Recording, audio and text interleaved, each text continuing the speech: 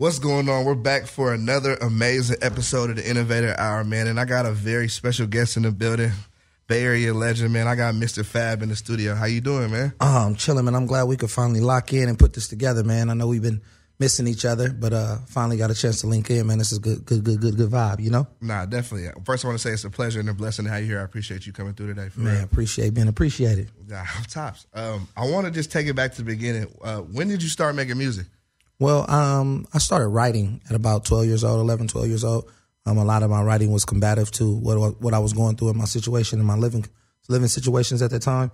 My dad was dying from AIDS, and, you know, my mom was rebuilding her life and restructuring her life. And a lot of this stuff kind of left me in a disarray as a young adolescent approaching becoming a teenager. And I just felt like the greatest way for me to vent was to write. And I began writing, and I developed this passion for writing at a very early age, and I've been doing it ever since. Yeah. And was you battle rapping, or like how did you get into doing battle rap, or just freestyling, man? Back in the day, it used to be like at the house parties where the West Oakland rappers and the East Oakland rappers would be at the house party, and somebody would cut on the beat, and everybody just be like, "Rap, spit your best stuff," and I would always hold it down for the North. I began to be known as, Fab and them, like the dudes, like we had a clique, man, and it was like, just a bunch of pretty boys, man, that went around. We was always fly, always just the young dudes that was just saucy. We were saucy. Yeah. And they began, they called us, the Fab Boys. And we would go everywhere, house parties and stuff like that, and everybody just knew us, man, from always having all the chicks and the rap dudes. One of them rapped, one of them played sports, and we just became popular like that. So we was popular young dudes, man. So everywhere we went, they would be like, "That go rapper blood." Nah, that's tight. Do you remember the first song you ever made? Never. Nope. I don't. What artists did you grow up listening to?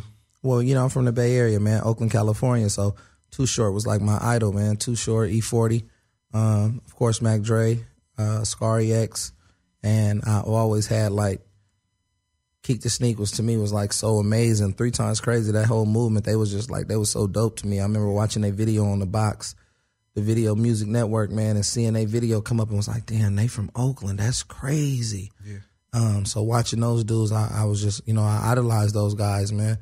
And outside of, a demographical bias, a big fan of like, Wu-Tang and LL Cool J.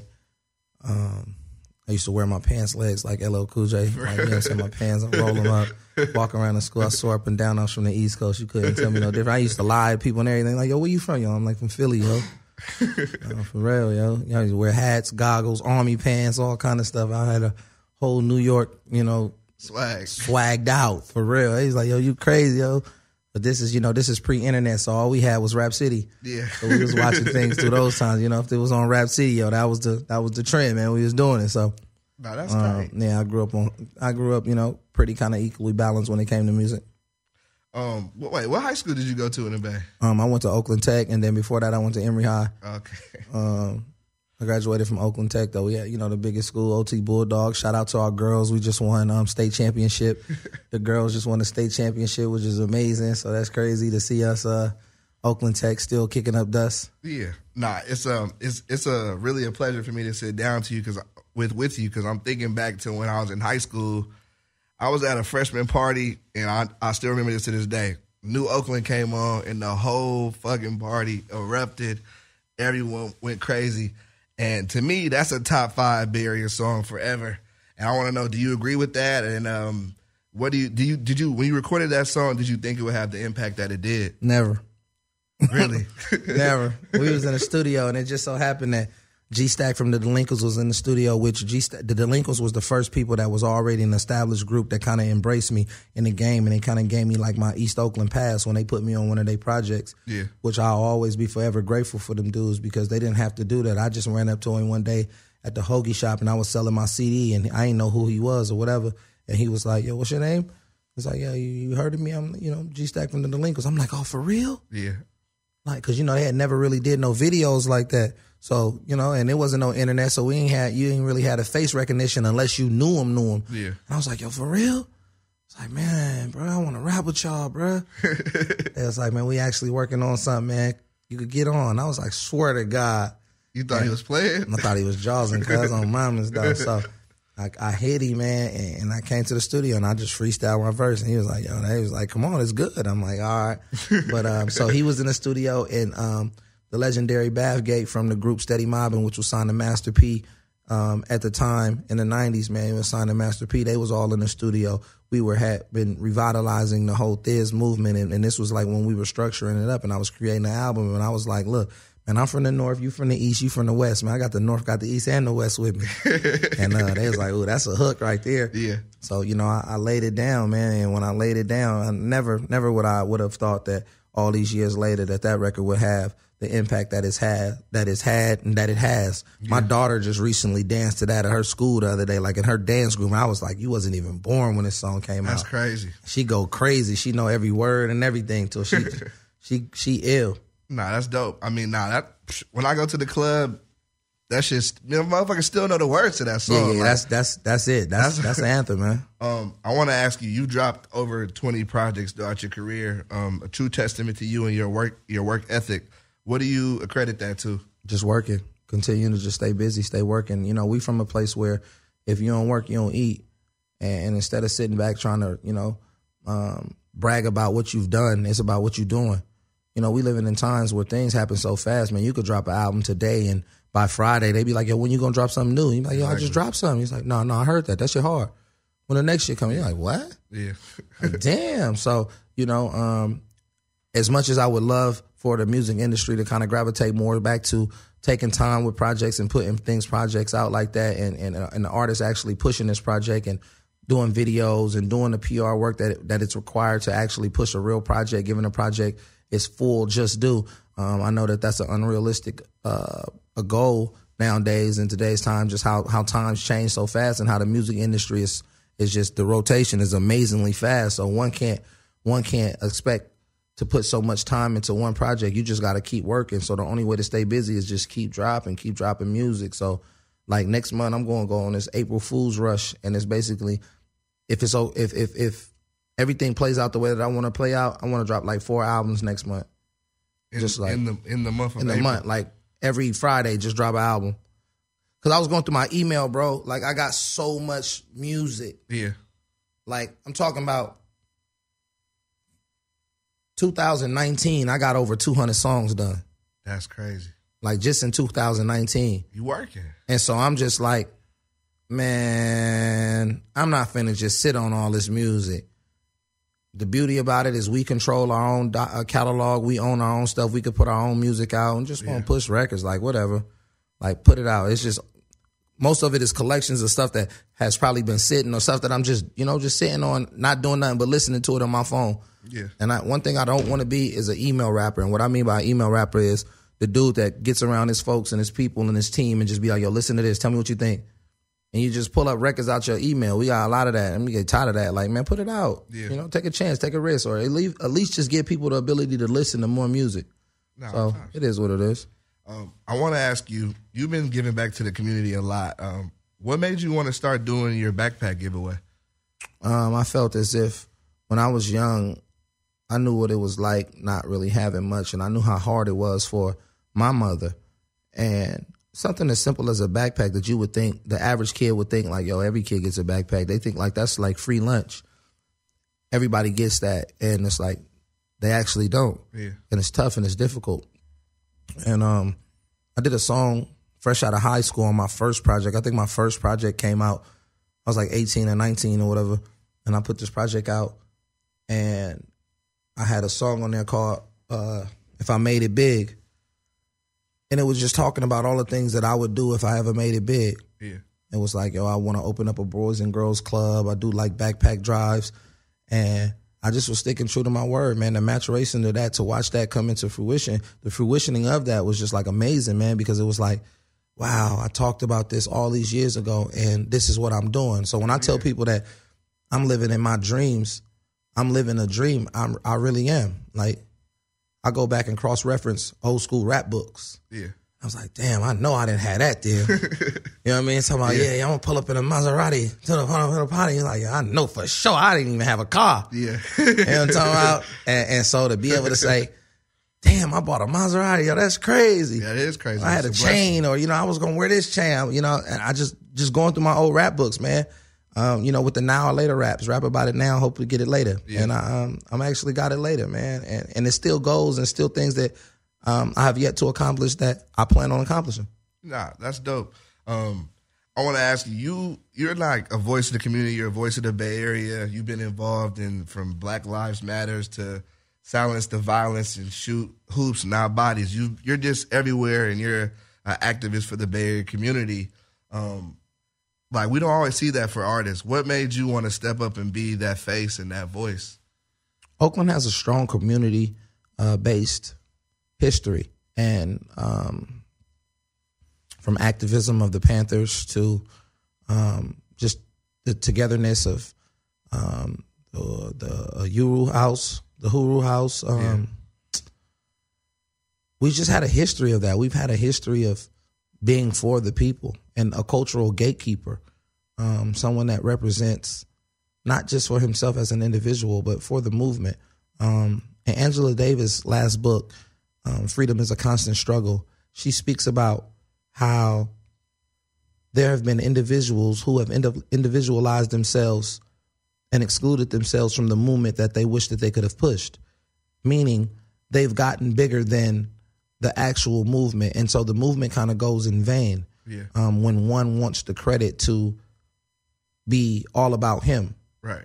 And that's not true. And nothing in life, it won't just always be all about you. Yeah. Because behind you, there's been several individuals or several situations that have propelled you into the situation that you are, and one must not forget that. Yeah. So I must never forget the people in my community, the villagers that have always supported me, the people on my team that have always motivated me, that pushed me to go beyond lengths, to stay focused, to remain focused, to become more business minded, to handle certain things for me. So it's always been a team effort, man. And when I look at Oakland, California, I don't see at the time when I initially first jumped into wanting to do a lot of the things in the community from a philanthropic point of view, I didn't see a lot of artists doing that.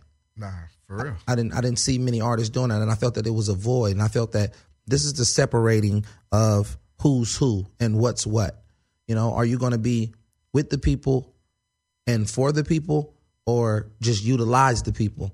And some people have built dynasties off the labor of others' backs and never given credit. Exactly. So I just want to, with my folks and with my people, man, and we all rise and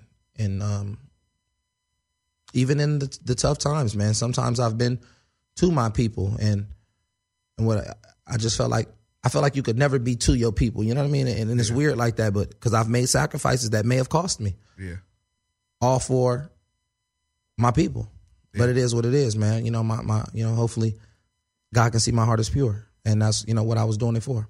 Nah, definitely. I think the thing about what you've been doing, now that you've kind of created this lane and shown younger artists that are coming up in the Bay how it should be done and how you could be a big artist but still help out the people that was there for with you from the beginning. So now I think it will be more of a thing that we see more commonly for the younger artists, because they're like, well, shit, Fab has been giving out backpacks to the kids as long as I can remember. Or it might even be a kid that you gave a backpack to or went to their class and said something like. So I think it will be big, and I think your impact will be felt many years from now. Yeah, I just want to make sure I'm here to see it, man. Unfortunately, we will bring a whole room full of flowers to your funeral, but won't give you a bouquet when you're alive.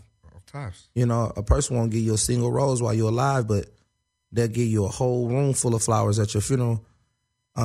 Just like your family will travel all across the country to come to your funeral, but they won't travel across the street to support your businesses. Exactly. So hopefully changing the narrative of looking at that is saying, man, give me mine while I'm alive, man. Let me be able to say thank you. Off times. Let me be able to say thank you. So I've been petitioning to like some of the community activists and some of the people that are in our city. I want to do like the park that I had growing up. Like I want them to name that after us. Like, yo, I need that park. That should be my park right there. I need to name that my park. All the stuff I done did for this park. But my whole thing is, man, keep your agenda, man. Keep your mindset on continuing to accomplish goals, and whatever happens, happens. And when I'm no longer here, hopefully my daughter can reap the benefits of the things that we've done to make sure she's good and her kids. Yeah. You know, generational wealth. Nah, definitely. To speak on your business, I want to tap into the Dope Era brand. What came into you creating that?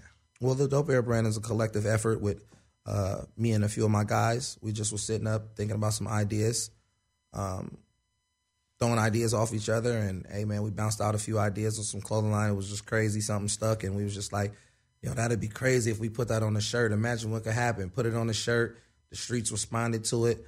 6 years later, we're sitting up like, you know, debating on which way we're going to go. We've added some people to the, you know, from the initial 4 creators, and we have some people in backgrounds, you know, some lawyers and a business partner who's fought just as hard for, you know, for us to come in true. She's done all of everything that we've needed to be done for it to come to where it is now. And now we're on the brink of saying, you know, where do we take it now? Do we allow ourselves to, you know, to get in with some people that's been interested in investing in it or buying it, collabing with it? It's a lot of things with the clothing line, man, that's behind the scenes, that go on behind the scenes. But now our thing is, how can we take it to another level? And OG told me one day, he said, would you take 100% of a grape over 20% of a watermelon? And me being young and thinking fast, I was like, man, give me 100% of a grape. He say, so you mean to tell me you'll take one grape, one little ass grape, 100% just because your ego will be satisfied of you saying that that's yours all the way? Or this 20% of this watermelon. Now, nigga, they got watermelons as big as this damn table. It was like, so, you know, what you want to do? And he made me think about it, and I was like, damn, that's crazy. Yeah. So this is where we are with the clothing line now, deciding which way do we want to go. Do we want to remain independent, or do we want to, you know, it's like signing to a major label. But this time around, reaping the benefits of it and utilizing that to open up other things. Yeah. How big was it for you to open up your first store in Oakland? Amazing. Yeah. Being able to open up a store right in the hood I grew up in, that was crazy. That was the greatest thing on earth, man. To be able to say, bro, we opened up a store in the hood. That's what I'm like. That's big. In the hood, right here where my mama used to send me notes to the store saying, can we get $2 worth of dry salami, a pack of new post oats, and you feel me, some hog-head cheese, and we'll pay you Friday. Yeah. Like, you know what I'm saying? P.S. We'll pay you Friday. We don't got no money right now. You know what I'm saying? This is when your mama sent you to the store for cigarettes, and they knew they wasn't supposed to sell the cigarettes to you, and you got to be like, man, my mama said she ain't finna come to the store, man. You know that this for her. They give you the cigarettes, and they put them in the bag and put them in your pocket like, man, come on, go ahead, man. You can't be selling those cigarettes to these kids. But so right across the street from that store, man, that I grew up going to every day, man, I opened up my own store, and it was amazing, man, to be able to see the hood gravitate towards it and respect it and support it, and we turned it into, you know, a 6-figure spot. Off tops. You took me back for 1 second with that hog-head cheese. That reminded me of my grandparents. G.O.D. You've taken the Dope Era brand to a whole nother level. You have a poetry night. You just come out with the book, the Dope Era, the book. What made you want to start the poetry night first? And also, like, what made you want to write a book? Well, everything is inspired by other things. And one that is not inspired is, if you're not inspired, man, you may need to get some help. You know what I'm saying? If you wake up on your mind with not feeling like you're not where you're supposed to be, man, you should go back to sleep. Because you got to get back to somewhere else. You got to feel like, man, I got to do something. If you wake up every day and you don't feel like you got something to accomplish, then take your ass back to sleep. Because every day is something for you to do. Every day is somewhere for you to get closer to your dreams, closer to others' dreams. Sometimes people get satisfied off aiding others at times now. Yeah. It's like, remember in the movie Menace to Society when he was like, man, the OG homie AWAX, he didn't even get excited about beef no more. He got juice just watching the young homies do it. Yeah. Like, so sometimes, man, you get to a level where it's like, you just like coaching people now. You just like helping people get through. Yeah. To answer the Dope Era poetry, that came from, to reiterate what I was saying earlier, I developed a passion of writing as a child. Yeah. And some of my first early writings were poems. Were poems and poetry. And those are the things that would be very reflective of the life that I was going through. And it was vivid. You could see it through my writing, some of the things that I was writing. And my passion for writing has always developed, and I felt like when I look at people, like I say, who I'm inspired by and what I'm inspired by the Sean Carters, Jay-Z's. I'm inspired by the Diddy's. I'm inspired by the Russell Simmons. Yeah. And when I seen what Russell Simmons did with Def Jam was just like, damn. When Def Jam kicked off, it wasn't just Def Jam music. It was Def Jam poetry. It was Def Jam comedy. It was Def Jam clothing. It was like, Russ changed the game for us. Yeah. I don't feel like people give Russ the credit that he should get abroad. Maybe in New York. Yeah. But I'm talking about worldwide, what Russ was able to do. Him, Stan Lathan, and whoever else was a part of that whole conglomerate. Yeah. But Russ opened up the door where he let Coach feel like, man, you could do whatever. Exactly. Once you got your brand, man, you could do whatever. Exactly. And that's what we trying to do, man. We trying to, push this brand in all spectrums of life. Through poetry, through community research, through comedy, whatever else it is that we shot, clothing, whatever, music. Why not? Why not create a tree that has all kind of branches that reap the fruit, and you can reap the fruit, the fruits of your labor, man. You can eat that. Why not? The book came about just wanting to be able to be a voice of our people, the big homie, because what has happened is they've destroyed the big homie. They've muted the big homie. In the communities and in the times that we grew up in, we always had some older people and some elders that gave us some type of advice. Yeah. And their advisory prevented us from doing some things that they have made mistakes from. Yeah. And that advisory kind of gave us a better vision at things, a better look, a better outlook, a better perception, a better perspective on certain things. Right. Unfortunately, most of those big homies was dope dealers, pimps, hustlers, killers. Yeah. And the consequences of their involvement kind of panned out to where they arrested, they killed, they murdered, they drugged a lot of these people. So we have a generation, my generation, that has kind of like been depleted of guidance from elders due to the fact of what our older brothers, the consequences from their actions. Exactly. So now you get these 80s babies who kind of had to raise themselves. So now as we have to raise ourselves, we don't look at the younger generation like, let me give you some game, little homie, let me do this for you. We like, nigga, fuck them little niggas. We had to raise ourselves. Nigga, they got to raise themselves. Yeah. Some of us. And then some of us actually adhere to our position. Exactly. And that's all it was for me, was me adhering to my position, being the big homie that I had, the positive ones. Yeah. The ones that'd be like, Stan, get your ass off the corner, blood. Exactly. Or it's all bad right now. Or let me see your report card, man. I got $50 for every A, $25 for every B. Yeah.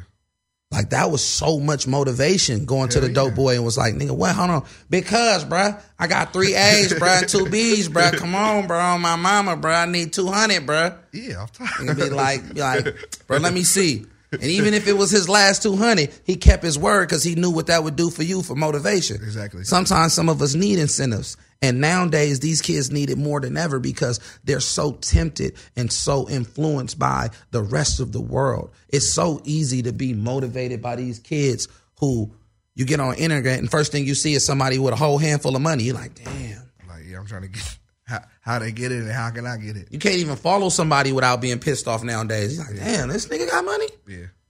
Man, this nigga got money. Go change. And you can't decipher what's real anymore. Yeah. So some of these kids are chasing, they're chasing fallacies, man, and there's not anyone there to keep them on track to change the trajectory of which they're moving. Yeah. It's like, dude, hold on, bro, that ain't real. Exactly.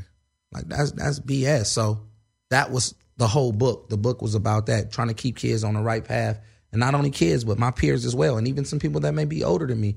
Let's continue to broaden our perspective, man, and it comes a time where we got to grow up. Nah, definitely. To touch back on the music, I want to ask you, as a gatekeeper of the Bay Area and like one of the the founders of the hyphy movement. Do you ever feel that you're overlooked for some of the work that a lot of the groundwork you put in?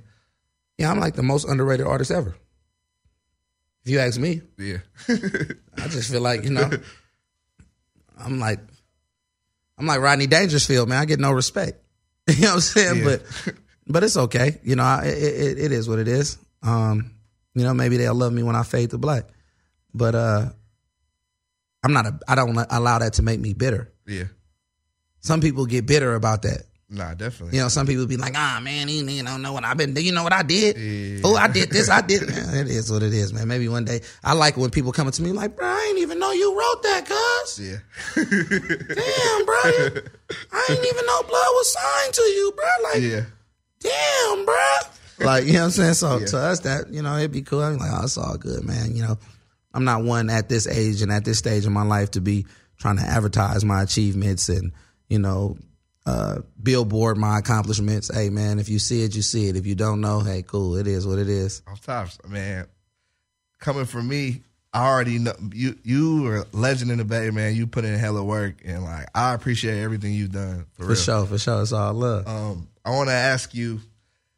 You've worked with a lot of up and coming artists out the Bay. C5, All Black. You've done stuff with Rex Life Raj.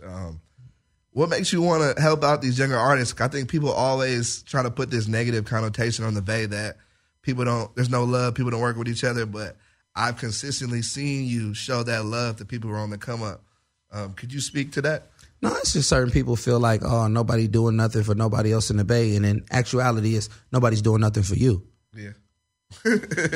That's how people be feeling. People be, if you ain't the person it could be a whole line of people getting fed, and you be like, man, these niggas ain't feed nobody. Nah, nigga, you just ain't ate. Yeah. Like, you just ain't get a plate. You know what I mean? And either get in line or do something to, create your own plate. Exactly. All of those artists that you've named have created their own waves. Yeah.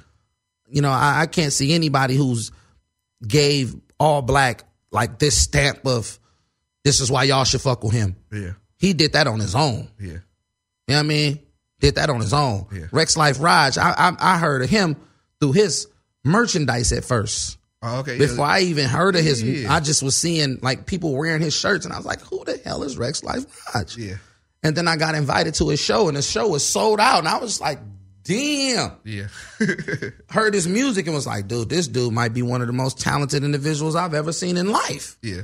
Like, you know what I'm saying? C5, I've been knowing him since he a baby. He from my hood. Yeah. So C is just, every time I see C5, he's just gotten better. Yeah. Like, I'm talking about, I see Monday, Tuesday, he done got doper. Yeah. Like, I'm talking every time. So he nice, man.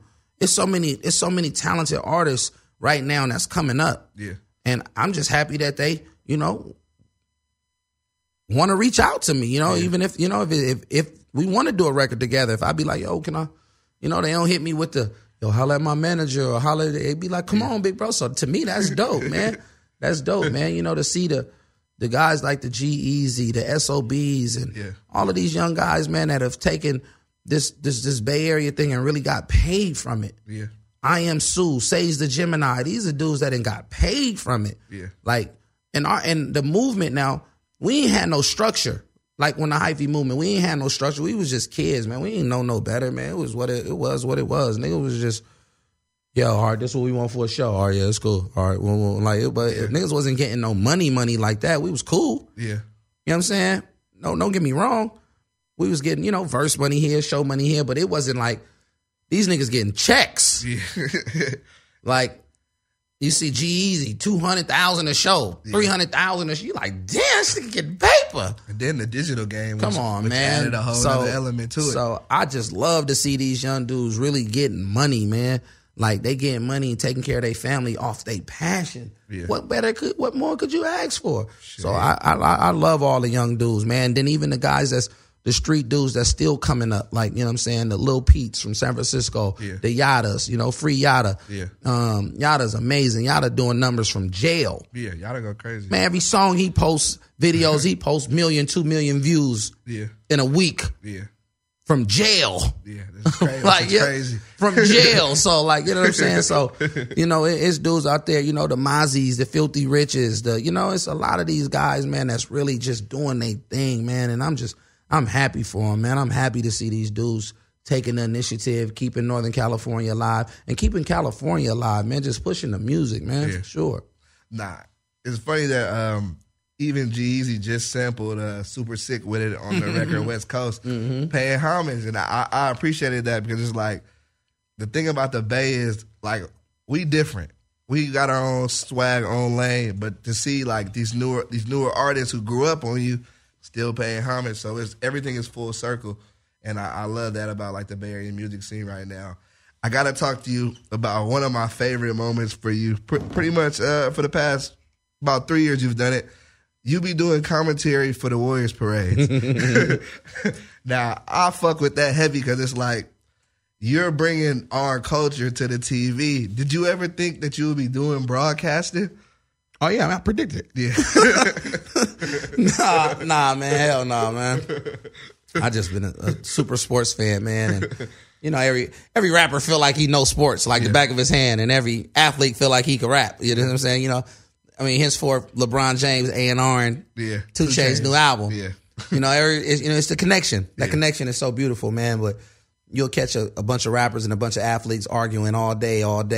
But it was dope, man, to be able to see the whole, you know, the Warriors franchise and the Comcast, the CNBC, them being able to reach out to me and ask me to be a part of it, man, and us taking the initiative to be a part of it and be added and a part of what they're doing. Yeah. Like, you know, we've done a documentary. We've done, you know, some post games, some pre games. Yeah. Like you said, the Warriors parade, the champion stuff, to be a real vocal point of that. When you look back in history years later, you'll be like, I was a part of that run. It was crazy. I'm like, oh shit, they got Fab. It was beautiful to see that though, because it's like you represent us. You feel me? Sure. That's why I thought it was hella dope. And I'm me on there. Like, I ain't gotta do nothing. I'm wearing my chain, my jewelry. I think the first parade I did it with my grill in. I had the gold teeth on there, man. Out there interviewing it. Steph Curry's in there, man. They had to respect it, man. That's what I fuck with it. They let you be you, and it's not. They don't try to water you down or try to keep you in a box. They just let Fab be Fab. I want to ask you, what's your favorite food spot in the Bay Area? Touch of Soul. Touch of Soul. Where that's at? Touch of Soul is on 43rd in San Pablo. Amazing restaurant. Next time I go home and try that out. Bomb. Touch of Soul. Touch of Soul. Vicious, cuz. I want to ask you, what's next for Mistah F.A.B? Can we expect? You said new 4 new projects next month. Hopefully. Videos, tour, what? Anything? Nah, man. I ain't doing no tours, man. It's crazy that I be like, man, I'm not finna go on no tour, man. Like, I don't feel like doing no shows. Like, I ain't really even been doing no shows. Yeah. I don't know what it be. It just be like, it's just that age thing with me. Like, I don't want to be the old guy. Yeah. Like, you know, when you're the old guy. Like, you still on stage, old guy? Yeah. Like, I do music for recreation, having fun, you know, and if I do go do a show, it's going to be like, you know, it's going to be for about a check. Yeah. But I'm not just finna, you know, thank God that I'm not in position where I have to do shows like that just to survive. Yeah. Like, you know what I mean? Just to be able to pay some bills, and no knocking to nobody else. If you still paying your bills off your talent, that's a blessing. Yeah, of course. You know what I mean? That's a blessing. But I just think it's rigorous, man. It's like volatile in your body, man. It's you know, I'm not going on the road is for sure. Man, it's vicious, bro. Eating, sleeping in different beds every night, like, bro, like, it's uncomfortable, bro. Yeah. And like the way my attitude set up, like, I get irritated hella fast. I'd be like, bro, I'm not finna. How much? I can't see myself going out not getting paid. Like, if I could go out on the road and come back home with 100, 200,000, like, okay, I'm cool with that. Yeah. But going home and coming back with 10, 15,000, 20, come on, I make that at the store, cousin. You feel me? I sit back and write records for cats. Like, that's my passion. I love writing. Yeah. So I sit up and write records all day for people and things like that. But I don't knock, like, you look at people's lives, man, like, you know, Short and Snoop Dogg and 40, and these are all my mentors, and these are Andre Nicotina, and these are my brothers and my uncles, and, you know, It's difficult, man. They always gone on the road, and they don't have like that social life. Yeah. Like I want to be able to separate Mistah F.A.B and Stanley. I like that separation. Yeah. As Big says, Stanley is always doing community things. He's always involved. He might go to the schools. He might go to the games. He might go, to the Boys and Girls Club. And I could do that. I could be just me on some regular. It ain't about no Mistah F.A.B. Mistah F.A.B here. Nah, I stand, cuz. Like, I love that. Like, I don't, you know what I mean? In a weird way. It's like my cousin, Marshawn. Like, you won't get him to take a picture with nobody. Like, if you get a picture, you're lucky. You cool. Yeah. But he never wanted to be looked at like that superstar. Like, don't look at me like that. Like, I'm just Sean, bro. Yeah. I'm here. You could do this too. And I hate that he comes off as an asshole to certain people, but it just is what it is. Like, you know what I mean? Like, I'm just chilling, bro. Yeah. I think it's just people don't really know him or even understand, like, where we coming from. It's like, bro, we just chilling. Like, a person to see you at the grocery store and be like, Phil, what you doing here, cuz? Yeah. Like, I'm shopping, cuz. Yeah. Bro, you be shopping? Damn, my nigga, you go grocery shopping? Like, yeah, I'm a regular person. You eat food? Cuz you bleed red, cuz? That's crazy, bro. I thought your blood was like orange or something. Like, come on, man. Like, don't put it on thick like that. But, so to answer that question, like, like I say, if the tour presents itself to where it's lucrative and it's opulent, cool. Other than that, man, I'm going to just, write records, push the clothing line, push the brand, and do other things. I want to get into some filming, doing some movies, some small series, a little bit more acting. That's lit. Yeah, man, doing things like that. And then the cultivation of my daughter, whatever it is that she wants to do. She's approaching junior high next year. Okay. We're going to try this new thing called World School. So World School is like embracive to cultural curriculum where she's going to like South Africa for 2 months, Japan for 2 months, and either London or Jamaica. And that's where she's going to do her schooling at abroad. It's like home study schooling, but it's just you study the cultural curriculum of these other countries and things like that. Just I want to prepare her for that, just being able to world travel. So that will give me a little bit more leeway to do some more things, man. Whatever it is that I decide that I want to do. Luckily enough and fortunately enough, I've been able to, whatever it is that I've thought of and that I've been able to bring it into reality. So whatever it is that I feel like I'm going to do it 110%, and I'm going to turn my passion into my profession. So I just want to set those things up. Tops. If you could pick yourself to be any animal in the world, what would it be and why? Stanley's an animal. Stanley is on He's already an animal. Man's an animal, man. 10 different personalities.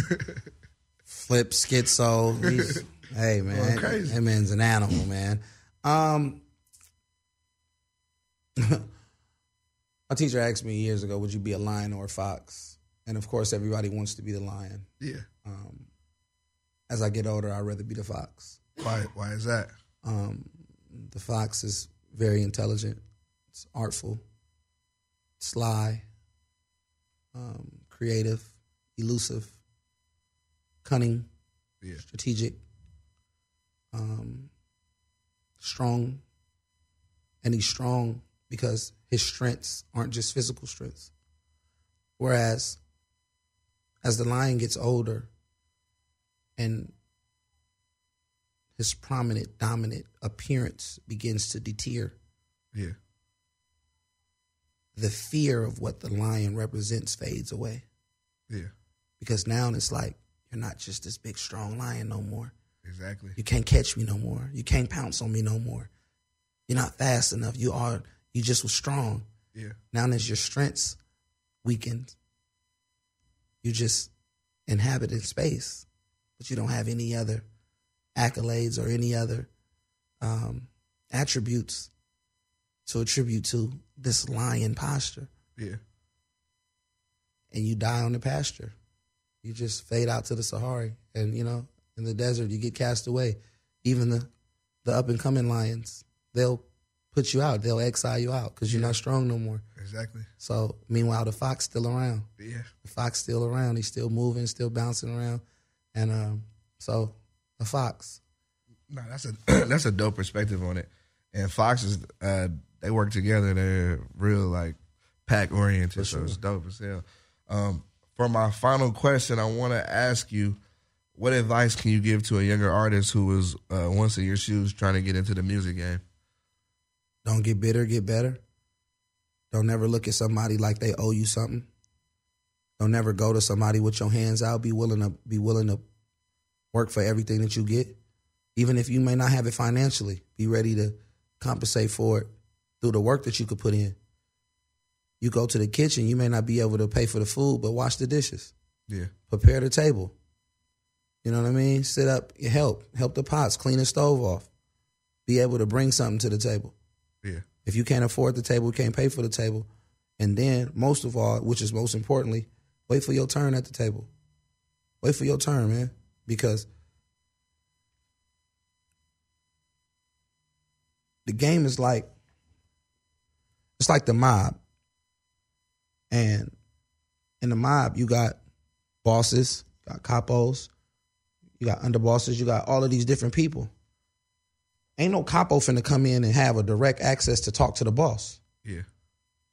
Not just initially. Yeah, of course. You gotta catch some bodies. You gotta catch some. You gotta wait. Put some work. You gotta put some work in. Yeah. Then you come up. Then you won't. Then your ranks, as you rise in your ranks, then it's like, all right, Joey, come have a seat now. You can sit at the table now. So as you sit at the table now, and it's like, okay, now we can hear what the bosses is talking about. Yeah. Don't never feel like, oh, nigga, I'm supposed to be at that table. Why? What have you done? Exactly. What have you done to sit at that table? Put your work in. Grind for it. Don't whine for it. Yeah. You know what I mean? And don't allow them to make you feel like just because you're not at that table, nigga, fuck that table. I don't need them niggas. Nah, because there's structure there. Yeah. And you got to wait to get to that table. Like, I waited a long time to get to that table. And I inherited a seat that was left vacant due to an assassination on one of my close friends, Mac Dre. Yeah. So I sat in a seat that at the time I didn't know how to occupy that seat. I just was a young dude who got thrust into this position based off the vacancy of it. Yeah. But through the years, I've learned how to adjust to grow into that seat. And my perception and my perspective is much more broadened now to where I don't expect nobody to do nothing. The least expectations that you have in life, the more comfortable you'll be. Yeah. Just with the fact of, I don't expect nobody to do nothing for me. You know what I'm saying? Yeah. No outside entities. Yeah.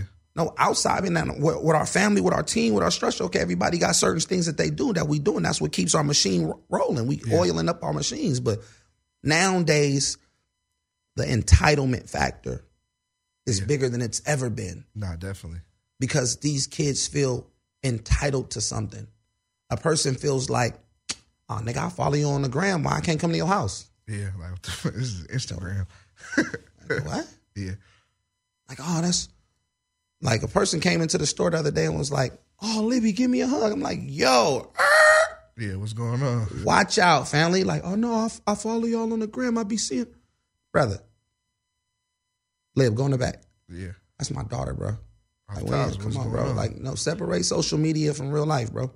Like, no disrespect. It's all good. But you're not finna be hugging I don't even know you, dog. You're not finna be hugging my daughter and do it like, who are you? Yeah, and Lib would do you like this. Like, well, what's up, bro? Yeah. Like, what is you talking about, bro? Like, you know what I mean? I'm teaching her how to curve niggas now. Yeah, off top. Like, I be playing games with her. Like, man, what's your name? Nope, we're doing the curve now. Yeah. Just based off the fact of social media has given people so much entitlement where you feel like, I know you, cuz.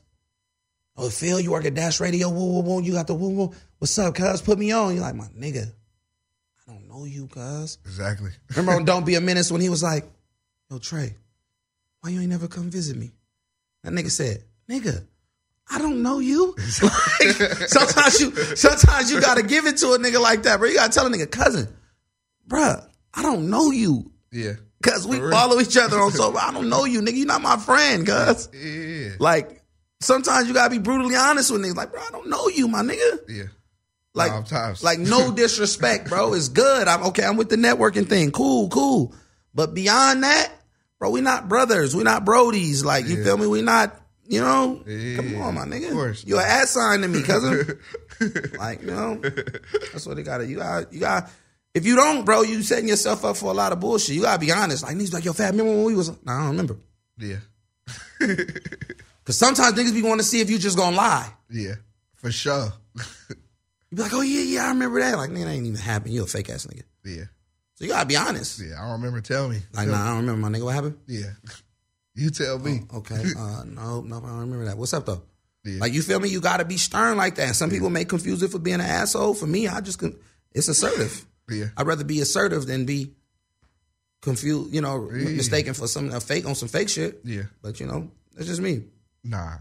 Once again, Fab, I appreciate you for coming through today. It was a pleasure, and I'm glad we got to finally knock this out. Yes, sir. Yeah. Thank you. It's all good, baby.